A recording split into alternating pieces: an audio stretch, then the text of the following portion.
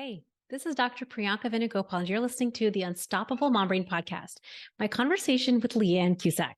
Today, I am bringing one of my lovely Unstoppable clients, Leanne Cusack, onto the podcast to share her experience and her journey in Unstoppable coaching. Before Leanne and I started working together, she used to be someone that would jump from plan to plan. She would try different strategies. And one of the things that she really uncovered in our working together is how often jumping from strategy to strategy, plan to plan is simply a distraction tactic of the high achiever. I cannot wait for you to listen to our conversation today, where she is going to talk to you about some of the tangible and intangible results that she has created in our work together and the trickle effect that it has had in her life as a mom and in her work as an educator. I cannot wait for you to hear today's conversation, and we're going to get into it. I want to make sure that you know that the Unstoppable group is going to be opening for enrollment soon. I want to make sure you have all of the details and all of the information. You can head on over to the unstoppablemombrain.com/group so you can get the latest and greatest information on the details for when everything is starting. Join the waitlist so you're the very first to know when the group opens. Okay, guys, let's get into the conversation. Hey everyone, I have the lovely Leanne Cusack with me. Thank you so much for being here and share with us a little bit about you, how you found Unstoppable, and we're going to get into like the best conversation ever. Absolutely. Thank you, Priyanka. Yep, as Priyanka said, I'm Leanne, and let's see, I am a mom of three boys. I have a 9-year-old, an 8-year-old, and a 4-year-old. And I am married to my husband. We're going on 15 years now, and I'm an educator. So I was an elementary classroom teacher for 15 years, and then now I'm in the curriculum department in a more administrative role. So that's just a little bit tiny hints of my life, but all the things that keep me the busiest right now. And Priyanka, I came across you. So we knew each other back in my husband's med school days. And so I had you in social media and things like that. And as I started to see some of the postings you were sharing, they just really resonated with me, and where I was in my weight loss journey and where I was just in other aspects of my working mom life too. So I decided to reach out. Yeah, I still remember one of the first conversations that we had was you sharing all of the things that you had tried, all of the things that would work Mhm. for a little bit and then they would stop working. And I feel like this is actually such a good point to kind of discuss. What do you think it was that you heard in something maybe that I posted on Instagram or maybe an email that made you think, you know what, this might be the solution after so many of these other things that you had tried before? Mhm. Mhm. That's a good question. I think it was more tapping into it was like tapping into the whole, even just the word unstoppable and working Mm, mom. mhm. I really identify myself as a working mom and a high achiever and all of those things. And so um, to hear that it was something specifically targeted towards women like me, I think that spoke to me. But I'm trying to remember if there's any specific things that you had said. I do remember on our discovery call that we made. Mhm. Um, I specifically remember I was sharing with you a worry that I had. So I was in a new position in a small office position. I don't know if you remember Mhm. this. Yeah. I do remember, And yeah. yeah, and I was like, yeah, gosh, this all sounds good, but like, I don't have a place to meet during the day. Like, I was hoping it was in the evening or super early morning, so I wouldn't have to touch work at all. And and I found out it was what, at 11 or noon or something, and I was like, oh, I don't know, like I don't have an office. And now I recognize it as you right away starting to coach me. Like, Mm. well, what's getting in the way of you just telling them what you're doing? Like, or not telling them and just be like, I need an hour and this is my time each week. I'm going to block it off. Like, you don't even have to tell anybody what you're doing if you don't want to, or you could.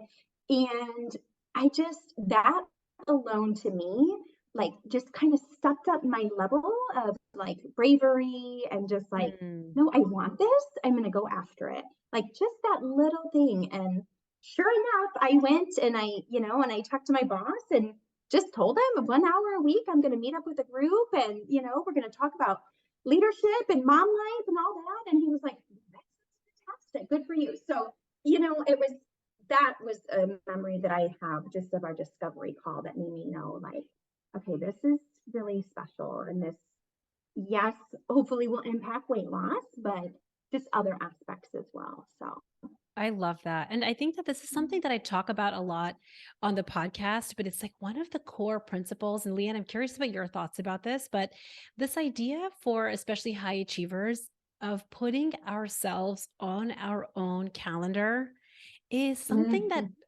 I feel as that often, and I say this because I've done this too. It feels like a novel concept. Like I can block out this time for something that deeply matters to me that I think is going to level up my life, is going to help me hit a goal, help me lose weight. What do you think has been in the way? And what do you think might have been in your way before to put yourself on your own calendar that having a specific time and a place and a group like helped you overcome? mhm. Gosh, let's see. Several things come to mind. So I would say one, um, is just the thought of, well, what will they think of me if I say that? Right. And how will that be perceived? And then will I perhaps be perceived as not being a hard worker? How might that look, especially being in a new position? And so I definitely uncovered a bit of that. For me, too, something that I've been working on is just this idea of like me attaching myself so much to wanting to help others and to wanting to do and do and do to help other people. And, it this is a perfect example of like it just got to a point where I was helping other people so much that I just was not even able to fathom blocking out an hour to help myself. And I think part of that is like this desire to help people and the compassion and all the positive things of that. And it's just kind of one day leads to the next, and 1 year leads to a next, and I've totally neglected myself. Eh, Not anything I ever purposefully was like, well, I'm going to stop taking care of myself now. Like it Right. just it just slipped by. Yes, I'm so glad you Yes. said it like that because it's not something again, like I think high achievers and working moms are very smart people. We're not on purpose neglecting ourselves. We're not on purpose like Mhm, letting our life slip by.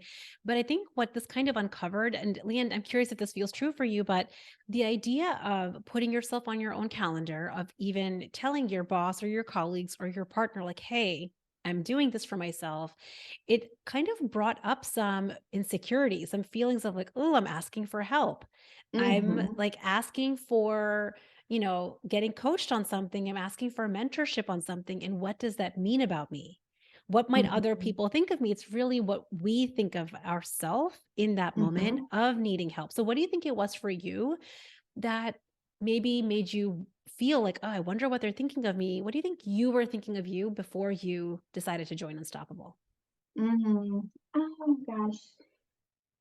I think something I really have uncovered is that I was thinking um, really poorly of myself. Like I had to achieve or I Mm, had to be doing in order to earn the whatever it is, in order to earn the worthiness of other people, in order to earn their, in order to yeah. earn that spot, or just in order to earn just the right to Mhm. whatever. I don't, just Yeah. It's almost like this feeling of like trying to, I think a lot of women especially think that if we do it on our own and if we are able to do it on our mm, own, that somehow that's more honorable or it's mm, somehow better than not doing it on our own. And I think that that's what we got to challenge together because mhm, sure, we can do things on our own, but I think it's what we make it mean when we're like, you know what, we're not going to do this on our own. We're going to invest in help. We're going to join a group. We're going to get a coach.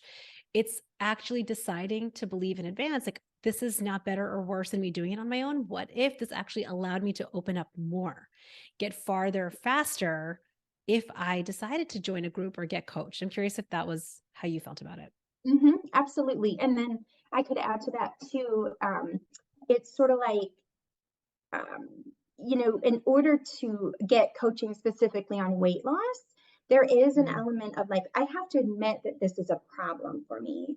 I have to Yes. admit that this is something that's just, I cannot grasp this for whatever reason. And so I think even just admitting that, it felt hard. It's like I knew it, but to really like bring other humans into it, I feel like just that admittance of it felt hard. But then on this group, it doesn't feel hard at all because we're Mhm. all aiming after the same goal. We've all got this thing in our life, um, and so that's been a really neat aspect of having it Mhm. be a whole group of other women who are sharing in the same desires and things like that around weight loss. So Yeah, I love yeah. that. And I think that that's such an important point. I want to definitely talk about your experience in the group, especially a few of the specific things that you have experienced. But I'm curious that moment that you felt that, like, okay, specifically weight loss and admitting it, admitting that this is something that you want help with. How do you think you overcame that personal obstacle for you to then join the group? I think I felt the pull from, honestly, just from the way that you talk and the way Mm, that we mm, approach it together. I think it felt so different than, some of the other programs where you're counting macros or you're counting points or you're, so focused on that. Like, I think I got to a point where I knew, gosh, look at all these things I've tried. And like so many things, we talk about this all the time, like so many things in my life I can really rock and I can really do these things and do them really well. But like, why have I tried all these different things and they're not working for me? And so I think like the psychology aspect of all of this has made the biggest difference for me, and just uncovering a little bit at a time and a little bit at a time and a little bit at a time has made it where I no longer feel like, oh gosh, I'm asking for help in this aspect. I'm like, heck yeah, I'm working together with other people in this aspect because it's just so much more complex than food. Like it's so much more complex than that. And I think seeing how much of just your place in life, the psychology of everything, like it gets interwoven with food, but it's all connected. And I think being able to see that has just made me no longer be like weight loss, like yeah. And this is what's different, right? When you think about mm-hmm, what's the difference between everything that we mm-hmm, have tried in the past and we talked about, right? Like counting points and calories and macros and maybe exercising and maybe that new mm-hmm, fad thing that we heard about. What's the difference between all of those ways and what we do together in coaching is we really explore and uncover the mindset that you have coming into your strategy.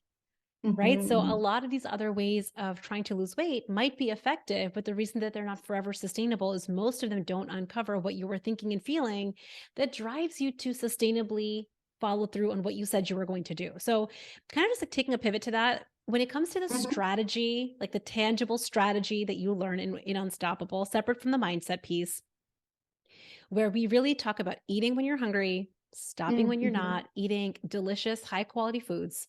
What was your thoughts about the strategy that we were going to employ together in Unstoppable?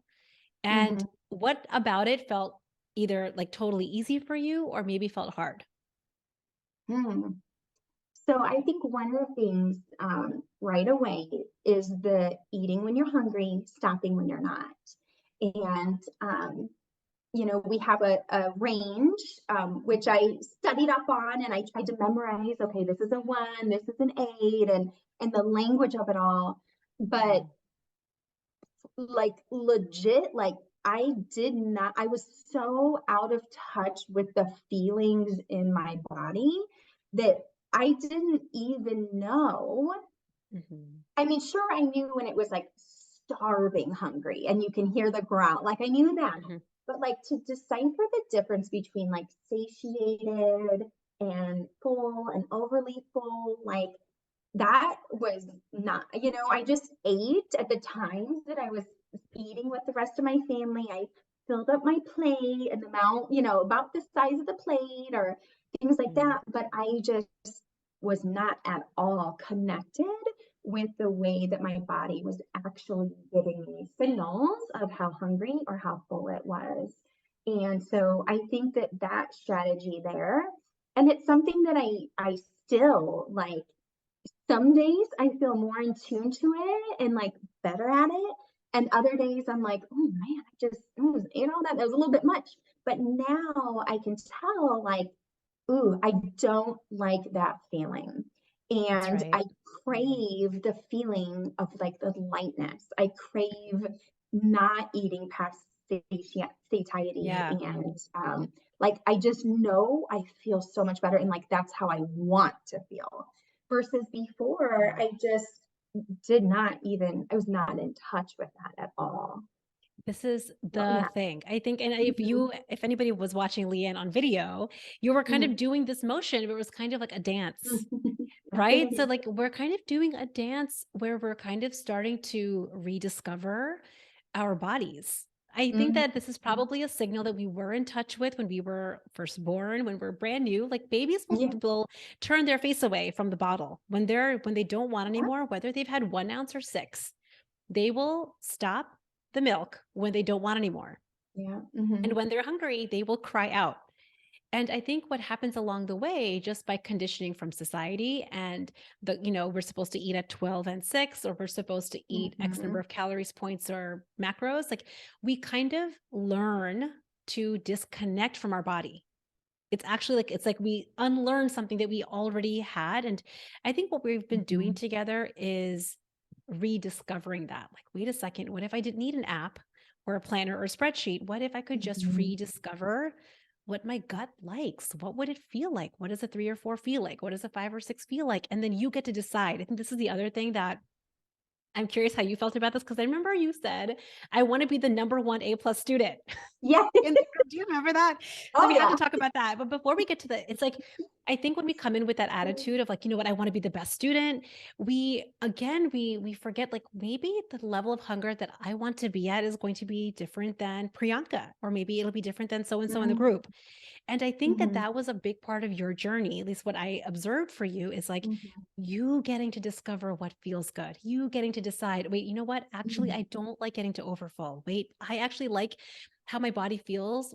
Like we did a lot of work around flour and sugar, right? I actually Mhm. like how my body feels when I take a break from flour and sugar, and like you getting your brain on board with Yeah. this dance, knowing it's not perfect. There might be moments that you overeat, or that might be moments that you go off plan, but what a dance it is, right? So I'm Mhm. curious what like Mhm. how you feel about coming in with those rules, like I need to do this perfectly versus Yes. like discovering the dance. What do you think? Yeah, no, absolutely. So, yeah, because one of the other strategies is eating no flour and no sugar. Right now, I'm in a very different spot where I'm figuring out how can I incorporate that in a way where I still like feel good in my body, but at the time, it sort of hit me like a major failure. Like, Yes. gosh, I was rocking Priyanka's group and I was like losing weight and feeling really good in her group. And I thought I was doing so well in this group.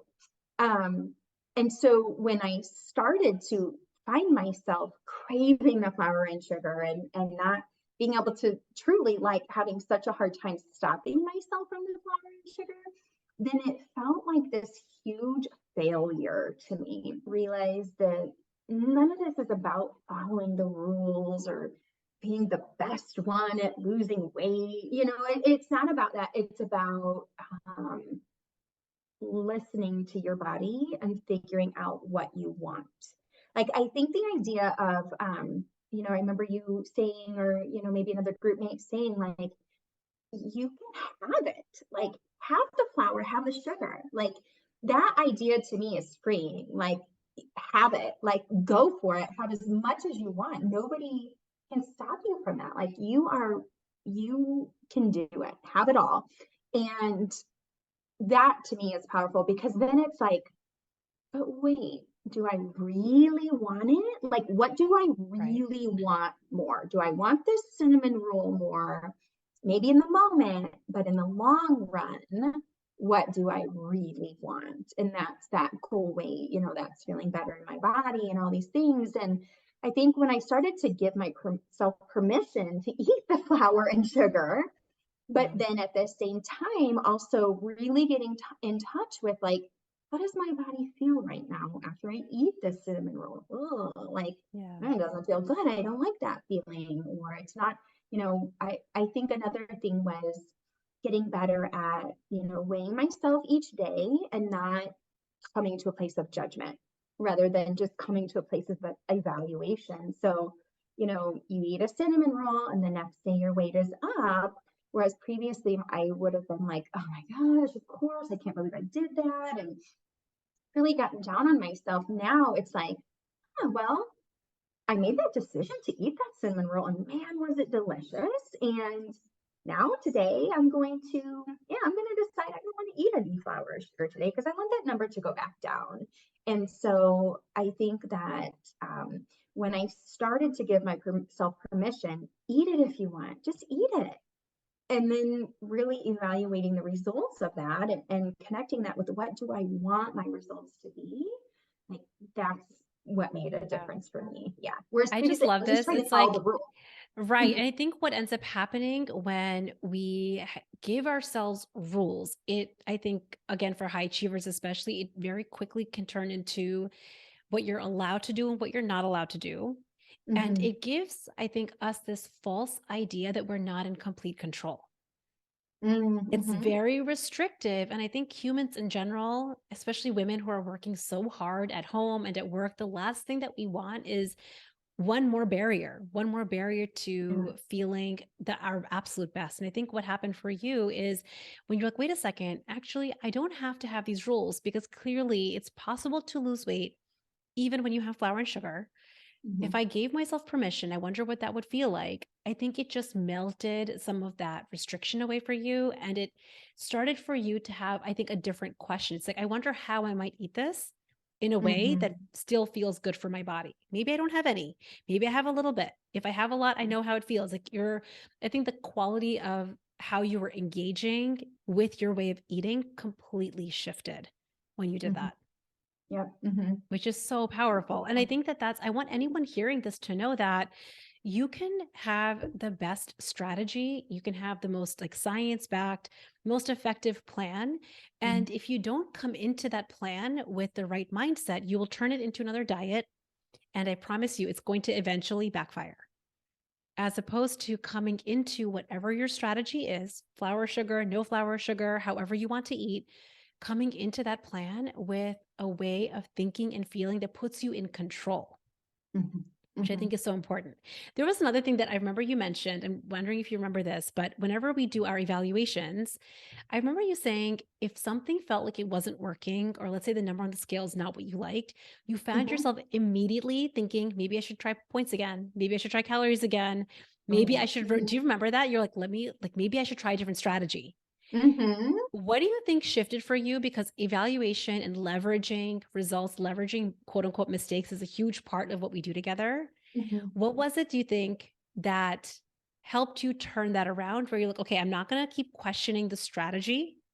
I'm not going to keep mhm, jumping ship. I'm mhm. going to really be with myself and really evaluate this and figure out what happened in my implementation. I think even voicing that to you and to the group and talking about it and saying it out loud to other people, I think is helpful because like I'm not the only person ever who like could give up flour and sugar and not lose weight, right? Like there's nothing that unique. Like it's going to work. Like it's totally science backed. It will work if you do it.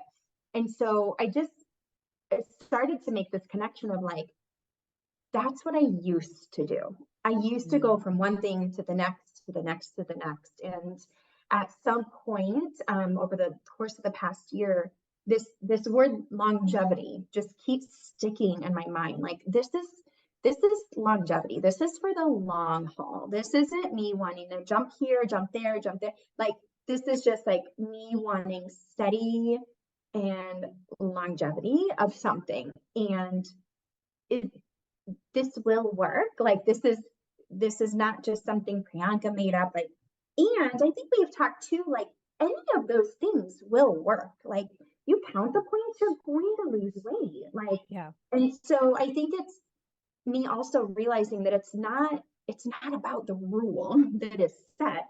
It's more about the mindset that you're going into it with and the mindset that you're continuing on with. And I was just got to a point where it's realizing, like, jumping from here to there and there to, like, it's not helping. I've been doing that for a number of years. It's not working. So let me just be steady and stay the course. Yeah. And I actually want to normalize why high achievers do that. Why is it that we jump ship or jump from Mhm. this strategy to that strategy to this strategy, then maybe the other strategy? The Yeah. reason that we do that is because we're trying to distract ourselves from Mhm. feeling the uncomfortable emotion of evaluating a result. It's much Mhm. easier in the moment. Let's say there's a result in front of me and I don't love it, or maybe I didn't implement the strategy perfectly, and so I'm looking at the scale and it's not what I want it to be.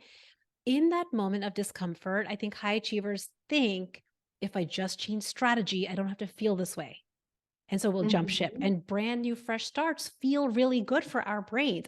The brand new fresh start feels this natural newness, a natural burst of motivation comes in. And I think that high achievers love that because then they get to avoid the discomfort of evaluating. And that is one of the Mhm. things that I want high achievers to get out of, because as you and I both know, jumping from action plan to action plan is wasting so much time. It's just like not going to get you to your goal, rather than doing the more uncomfortable work, which is, let me take a look at this result.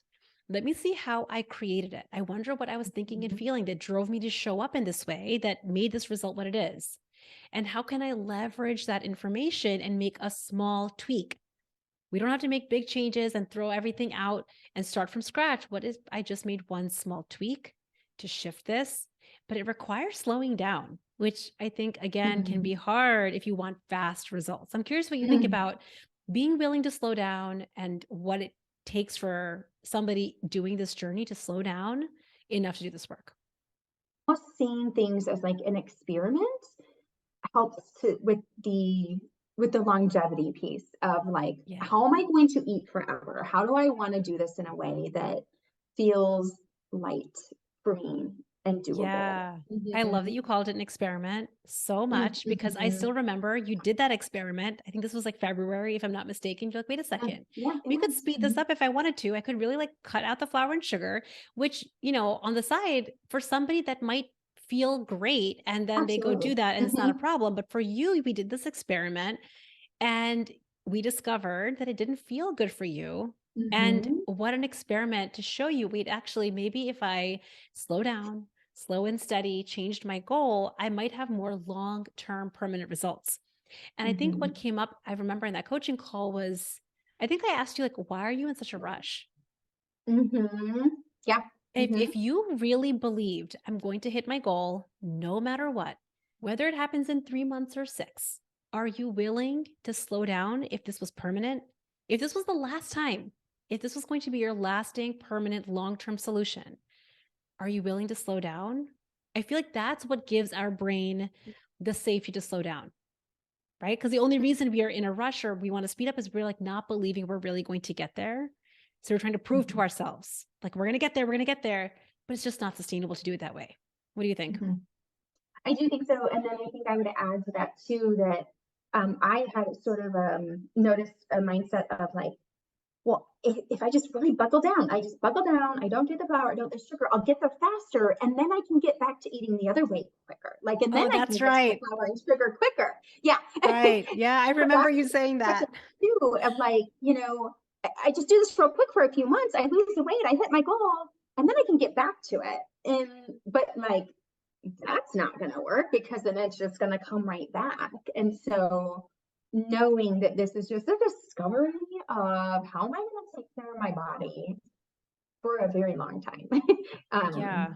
truly, food is just good, right? Like, it's Mhm. just like an instantaneous, easy thing that will make you feel good in the moment. And an easy way of finding joy or Yeah. but that's not quite right because now I'm learning, like, I enjoy foods that are also, healthy as Right. well. Like once you start to eat in that way, Yeah. but then when it feels hard, you have to be like, why does this feel hard? Where am I not giving myself a break during my day? How am I jam packing my day so much with other things that I haven't taken care of myself today? And like, I think we even did an exercise once where it was like, write down all the different ways, like, what could you do to care, like, to just take a break? Like, what might that be like? That's not food. And so now it's like I'm at a point where I have a day and I'm feeling like, I know I always do this motion like ravenous, almost like give it all to me. It's like, Mhm. okay, what?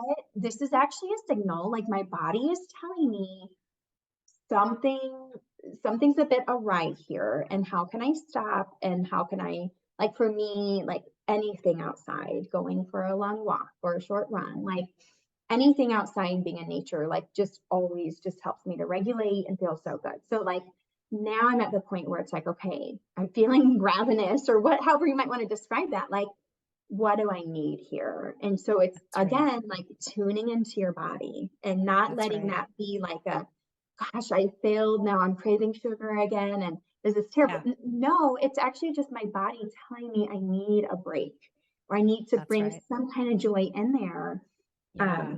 for whatever reason. It's just a signal. I love the way It that you is. described Yes. it because I think Mm-hmm. up until becoming aware of this, we Mm-hmm. think, you know what, let me just cut it all out and lose the weight, and then I will bring the food back. And what we're trying to bring back is feeling taken care of, Mm-hmm. feeling relaxed, having some joy, having some relaxation, having some connection. And because we've not done the work of exploring how to create that without food, our brain very naturally goes to like food is a quick and easy way. Yeah. Mm-hmm. So I love that you're saying, you know what, whenever you find yourself doing that motion, almost like it's like you're trying to feed yourself comfort. You're just trying Mm-hmm. to give yourself comfort, care, and relaxation. And food is just an easy way.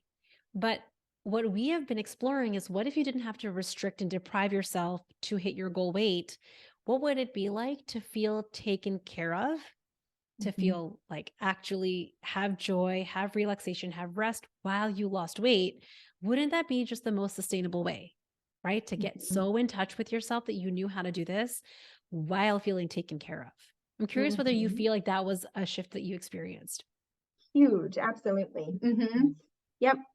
Absolutely. Just the idea that it's just a signal. Like that's all it is. And like, gosh, I'm so thankful for that because for years, I'm sure since my first son, who's 12, was born, it's me not paying attention to what I need and things like that. And so, yeah, definitely, that's a I shift. love that. That's so good. And I Mhm. think that that's kind of how we start breaking out of the rules of weight loss. And what I'm Mhm. more interested in is how can we fall in love with the way we're eating, Mhm. right? Like you and you've heard me Mhm. say this again and Yep. again, like the Yep. way you eat is your ride or die BFF lover for life. Like it's Mhm. the one relationship we're going to have forever. So what if it didn't have to be contentious and full of Yep. rules and what we're allowed and not allowed to do? What if we could love this BFF lover we have as a passenger in our car? And what would it look like to reach our goal, drive to this goal, do the work it takes? As you were saying, is sometimes it's hard, do the work it Mhm. takes, and also not have a contentious relationship Mhm. with this ride or die, BFF lover for Yep. life, which I think is Mhm. just so, so good. Yeah. So, just taking a pivot, one of the things that we have talked about is, because again, a lot of the coaching that we do in the group is not just around food. As you Mhm. know, we talk a lot Mhm. about working mom life. We talk about, how you feel about your time and your task list and productivity and being a mom or being a wife. And I'm curious how you felt like being coached on your working mom life things impacted your journey personally. Mm. Huge. I mean, so honestly, so much more. Such a surprise to me Mm. that I feel so much lighter with so many of those aspects too, in addition to the weight. And so there have been times when we would be having a discussion that started about food and then it was like completely parallel to something completely non-food related. So trying to think of one like the latest one that I know we've been talking about is uncertainty and Mhm. this idea of wanting certainty for the future. So whether that be in, in a job position and wanting security, or in a relationship and needing that certainty for the future. And but then it came down to me uncovering, like, I've been afraid to keep losing weight because Mm-hmm. it could all come back. And like, Mm-hmm. I kept looking for this certainty, like, Mm-hmm. once I lose it, it's going to stay off, and almost like holding myself back of like really trying to get the pounds off, because if I always had this sort of voice of like, but what if it comes back? Or it's gonna come back, like that's what it always Mm-hmm. did, like this uncertainty voice. And I don't even think I uncovered that in a conversation that started about food. I think it Mm-hmm. actually started about, I don't, moving houses, I think is what Yes, we it were talking about was. you moving. That's how that came Mm, up. Yeah. yeah, and, like, Yeah. I want certainty that when I move, my kids will be happy, my husband will be happy, like, everything will be just fine even though we move, and I was really craving the certainty around it, and it's like, it's impossible. It is Mm-hmm. impossible to know 100% for sure, and so Mm-hmm. a lot of those, life situations and my thoughts about the life situations then completely mirrored the food. I Oh, mean, just the yeah. yeah, I uh-huh, remember, yeah, I think like one of the things that we were talking about, and I feel so strongly about this specific topic because, again, especially, I think all humans, but especially high achievers, love feeling certainty before mhm, we lean in all the way into making a decision, into feeling total calm and ease in their life. And what we coached on was what hoping for certainty, hoping to feel certainty about the future is creating a lot of uncertainty for you right now. mhm, And I think the reason that this kind of translated into how we were talking about food and plans and your weight was that was driving you to second guess your plan, your goal. It was making you second guess decisions that you had made. And I think mhm, that that is what we get to then uncover. It's like, wait a second, your desire to feel certainty is creating uncertainty now. And that's making you second guess and ruminate and not make decisions. mhm, What might it be like if you felt certain in just you showing up in the way that you can show up? That's the one thing that you have control over, right? We don't have control over every single thing that's going to happen tomorrow, but you have 100% control and 100% certainty over how you're going to show up, mhm, right? So, like, what yeah, if that was all we needed to answer the question, will it ever come back? I'm going to be super honest. Anybody that's listening to this, you might gain all the weight back. I've lost a little over 60 pounds. Next year, this time next year, I could be back at 200 pounds. But I could focus on that what if, I call them whiffies. What if I gain it back? And that will just drive me to second guess and question and micro quit and have justifications and excuses. And eventually I will create that as my reality rather than that's not even a possibility anymore because I feel so certain in how I am with myself now, how I look at results, how I look at if I do a Dorito dinner, if I gain a pound, the way that I am with myself now is so different that that is not even a possibility. Right. And I think that we get to mhm, feel that and offer that to ourselves, which is how we then create certainty, which is such like mhm, a roundabout way. I feel like it's such a meta topic to think about certainty always, and yeah, uncertainty. But I want anyone listening to really think about, have you allowed uncertainty to hold you back from making decisions?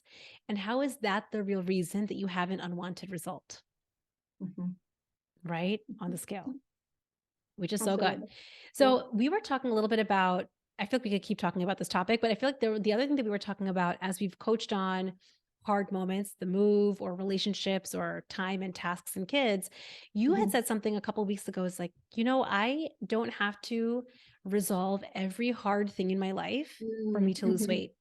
Can you talk a little mhm. bit about that? Because I feel like that was a big moment for you to be like, I don't actually have to fix every single little thing to lose weight right now. How did you come to that? What was your takeaway? Throughout this past year of coaching, there's been different life circumstances that have come to the surface with it all, like, there's the job aspect, there's thinking about even things from my childhood that have been bubbling to the surface, um, there's the kids, there's the marriage, like all these things, and you have a really deeply rooted goal and desire. And so anything else, it can just be chatter in my brain that I need to like let be chatter. I think learning how to process emotions has been huge for me, and just learning how to let myself feel whatever it is that I'm feeling, and knowing that that's okay, has been really big in keeping me like centered around Mhm. what the real goal is. Yeah. So, And I think kind of what you're mhm, talking about is this idea where we can feel stressed or frustrated or worried or disappointed or angry. And our brain, because just about how our normal natural human brains work, we want immediately to avoid the discomfort of mhm, our like life emotions that it will mhm, offer you the cookie or the Dorito dinner or the glass of wine. We could keep that. Or what if we learned the skill of feeling an emotion like frustration or worry or anger or disappointment and practice that skill? Practiced feeling an emotion and we didn't need food to numb that anymore. mhm, Right. So, mhm, and then it's like, you know what? And if I want to also get coached on my time, if I want to get coached on my marriage or on my kid, what if I also did that? Which is amazing because we can just like obliterate some of those feelings at the mhm, root. But what if that didn't have to hold me back from following my plan? I can feel the stress, I can practice feeling this, and also totally not go to food. I just think that it's such a powerful feeling to know. You mhm, can feel any you know, when I think of it like as like the colors of the rainbow. We all have our flavors of crap mhm, feelings that we just mhm. don't love. For me, it's always been pressure and worry. That's been my personal flavors. I feel like everyone has their own unique blend Yeah. that we don't love feeling. And what would it be like? Imagine how powerful you would feel if any emotion, you could just feel it and not go to food. And I say this, I know I'm saying it simply, Yep. it's not always easy. Mm, It's not mm-mm, always easy, but imagine the power. And I think this is mhm, kind of what we talk about, like high achieving working moms are confident, but we don't always feel powerful because it's like, oh, that thing happened, that fight happened, that life stress is happening. To me, that's where women get power. I can feel anything. I can mhm, practice mhm, the skill of just feeling it, a vibration in my body. I never have to eat. Think of what unlocks for us then if we practice that mhm, skill, which mhm. is everything. I'm curious what you think about that.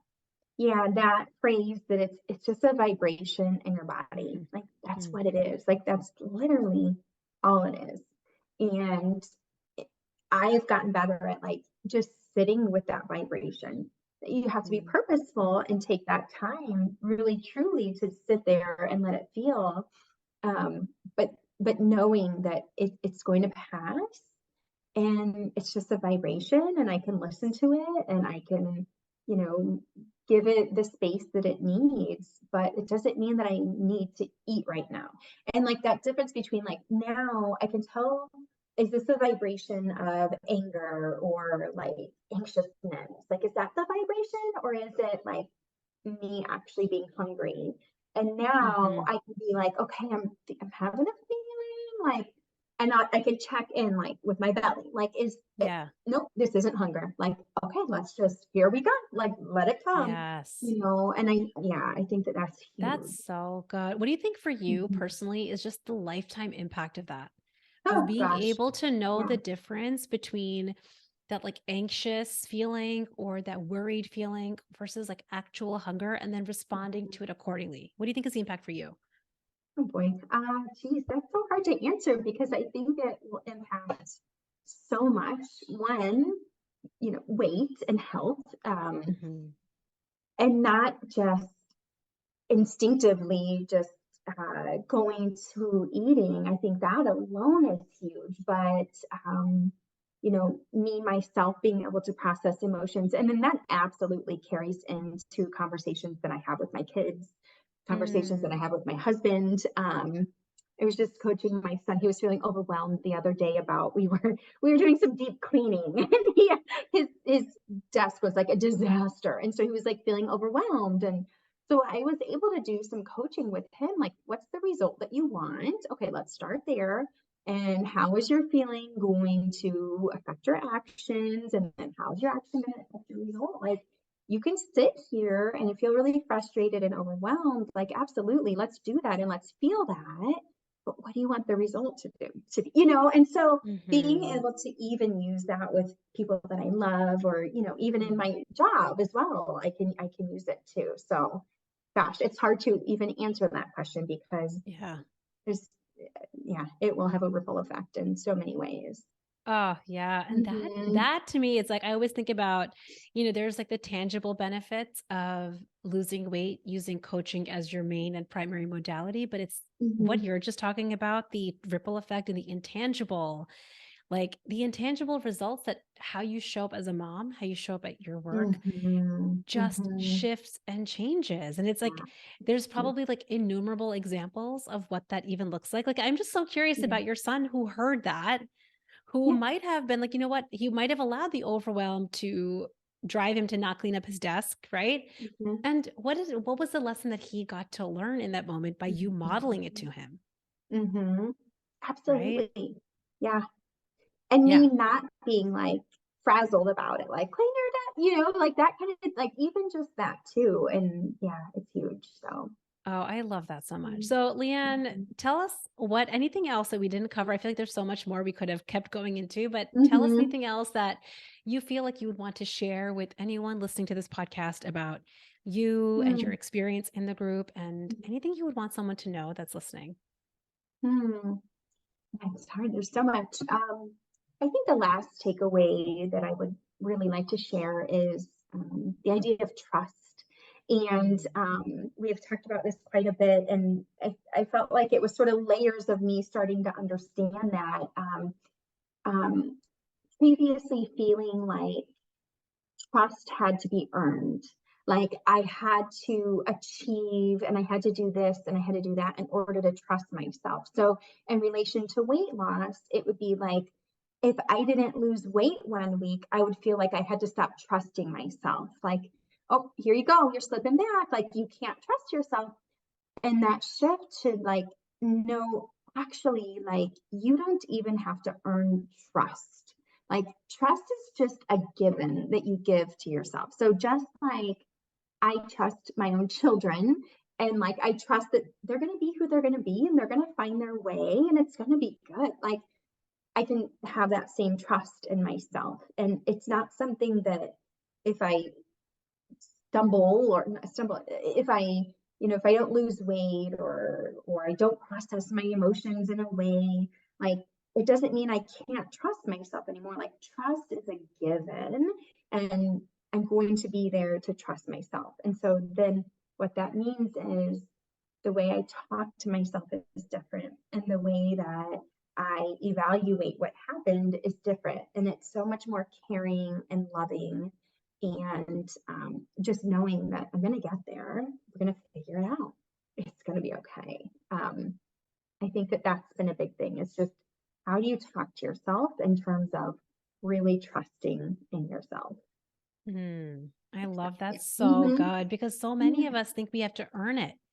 We have to Mm-hmm. prove to ourselves that we can do it. We have to prove to ourselves that we are worthy or valuable enough to like do what we're talking about. And I think what you're saying Mm-hmm. is like, what if that was just a decision? You can just Mm-hmm. decide to trust yourself, no evidence needed, right? And imagine Mm-hmm. the impact of that. If you Mm-hmm. could talk to someone that's listening to this podcast and they are considering unstoppable, they're considering coaching, but maybe they have a thought or a question, they're maybe nervous about being in a group or they're nervous about Mm-hmm. something, what would you say to them Yeah. in their decision about whether unstoppable may or may not be for them? I cannot imagine how anybody wouldn't get something out of this. I mean, it's Mm. just amazing what happens when I think what the group does is it brings all of this to the forefront of your mind, right? Like how it's so easy to just kind of slip back and not care for yourself. Like this is a this is a structure that is going to bring yourself to the forefront of your mind every week through the weekly calls. Every day you have the availability to get the written coaching in Slack, and you learn how to do daily work every day of checking in with yourself. And so there's no way that you couldn't get something out of just giving those thoughts more presence in the front of your mind more every day and every week. And the impact that it will have, well, it's shocking. It's really quite amazing. You might be thinking not to do it. I know even like financially, I was like, gosh, I don't know, but I can't. It's it's huge. I think that that's true. Yeah. And again, I feel like this is such a individual decision for anyone Yeah. that's considering this to make, to really take it through the lens of your own inner wisdom, right? Like listen to Yes, your own inner yes. wisdom. It is an investment, and it's not Mhm, just a financial investment. I'm asking my mhm, clients to invest their time, to mhm, put mhm, themselves on their calendar, to block an hour a week, to show up for 10 minutes a day, to really invest in themselves. And so mhm, it is a serious decision. And mhm, also, to me, I think the results that you create are so serious. They're mhm, so worth it. Your goals matter. And I think that my intention with this group is giving your desires the significance that they deserve, and to mhm, not just brush them aside anymore, right? And like just kind of go on by, let our life just pass us by, to lean in mhm. and then take it through that lens of your own inner wisdom about whether or not this group is for you. And don't let a flutter of nervousness hold you back, Because you which do I saw. know deep Yeah. down. You really Mhm. just do. I love it. Leanne, thank you so much for coming on the podcast and sharing your story, Yay. and really sharing, I feel like, a lot of what high achievers are thinking, what women are thinking. I think telling these stories is just so valuable, so that people get kind of an inside look into the journey of what happens when you come into Unstoppable, and the explorations that you have and all the results that you create. I love it. And I appreciate you so much for coming on. My pleasure. Back at you. Mhm. Bye. In less than 2 weeks, I am hosting my brand new webinar. Do Less Work, Lose More Weight is happening on Sunday, September 17th at 12 p.m. Eastern, 9 a.m. Pacific. You can grab your seat for free over at theunstoppablemombrain.com/webinar. You are going to want to attend this webinar if you have ever felt like weight loss has seemed like a struggle. Too much time, effort, energy, and bandwidth is going into you trying to lose weight, and I'm guessing if this is what you have felt like, it is not sustainable. We are going to be overcoming all of these obstacles for you on the webinar. You're going to learn how to lose the weight you want in half the time, with half the effort and half the mental bandwidth. Grab your seat over at theunstoppablemombrain.com/webinar. And right after this webinar, enrollment for the Unstoppable group is going to be opening. This is my 6-month intimate small group coaching program for high achieving working moms who want to lose weight without a calculator and hit their body goals now. Spots are going to be limited and capped, so I highly encourage you to schedule your sales call with me on day 1 when doors open right after the webinar. Plus, I have a special bonus for you when you're registered for the Do Less Work, Lose More Weight webinar. When you're registered for the webinar, you qualify for a special bonus one-on-one strategy call with me if you book your sales call and join the group within 48 hours of doors opening. So make sure you're registered. This webinar is truly going to blow your minds. You can grab your seat over at theunstoppablemombrain.com/webinar. I cannot wait to see you there.